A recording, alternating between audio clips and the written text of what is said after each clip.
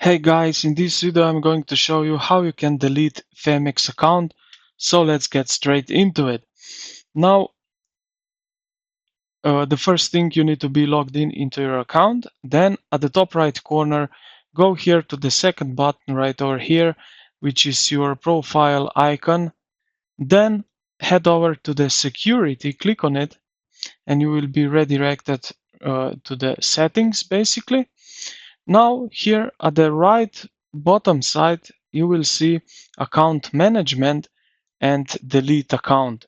So simply just hit delete account right over here. You will see some of the information that you need to know, and then just agree with all of this and delete account. So this is basically it, how you can delete account. I hope this video helped you out. If you did, consider to like the video and subscribe to the channel. Thank you for watching, and I will see you in the next one.